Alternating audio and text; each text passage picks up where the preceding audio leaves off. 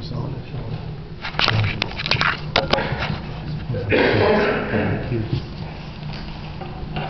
Thanks.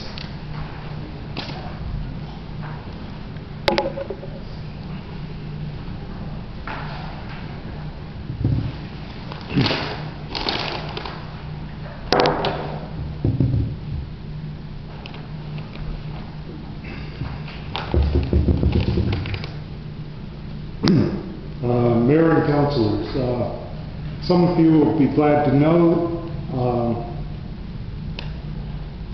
maybe all of you will be glad to know, this will be the last time I will address this council. Please refrain from interrupting, and please hold your comments until I've finished speaking. I decided in 2003 that Yarmouth was the ideal small town to bring up my 13-year-old son. I'd always lived in big cities, but had spent several summers in Yarmouth with my grandparents in the 1950s.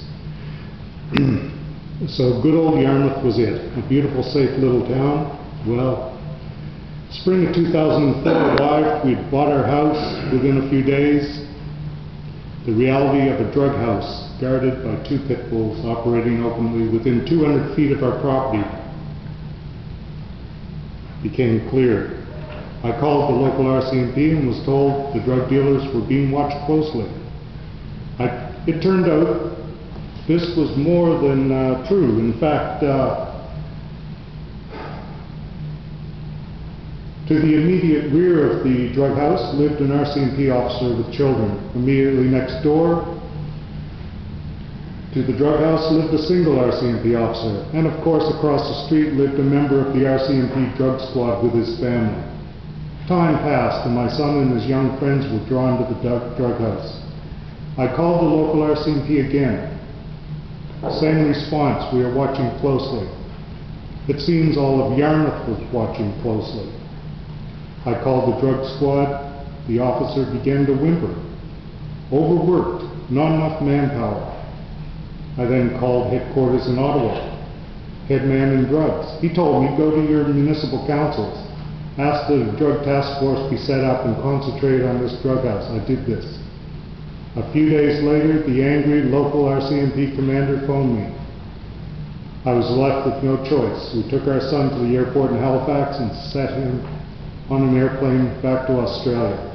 Our house has been on the market ever since, and the local economy had already begun its downward spiral. I began to search for the reasons behind the actions and inaction of all these people and became determined to make the town safe for my family. One day a prosecutor from the Attorney General's office called me. They had heard I had a problem. Soon after, the drug house was raided. Then the law office of a local lawyer and Yarmouth Town Councillor, the law office safe, held the drugs.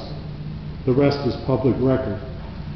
Now, in my opinion, there is always that fine line between organized politics and organized crime. Tuesday, I spent several hours speaking with government investigators. To my knowledge, Yarmouth investigations have been launched by the Auditor General's Department, the Ombudsman's Office, the RCMP Commercial Crime Unit, and others. Well, the fact is that the embarrassing display for the Premier's visit yesterday was poorly orchestrated by some of our local politicians and their cronies, whose years of inaction and self-interest have resulted in the Yarmouth you see today. The Premier has realized that dumping tax dollars into the back rooms and the back pockets of our little men on Water Street has given this community absolutely nothing to show for their millions squandered. Yet, even seeing the dire straits these years of corrupt, self-serving behavior have spawned, they relentlessly continue to grasp for our tax dollars. I think now we will see Premier Dexter has a plan And that plan does not include having our economic futures controlled by the stupid or the dishonest. The millions sent to help this area economically over the years did little more than serve to pervert the democratic process. With this new provincial government, this community may have a chance to finally clean this mess up.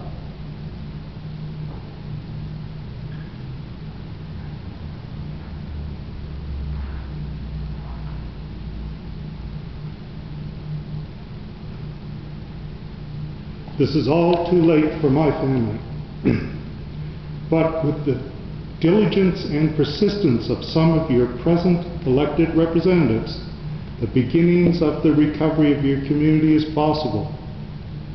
But these people are few, and you are only at the beginning stages. The people who have controlled Yarmouth and still control Yarmouth will not relinquish their power easily. But now you have a chance. Thank you. Thank you very much, Mr. Henry.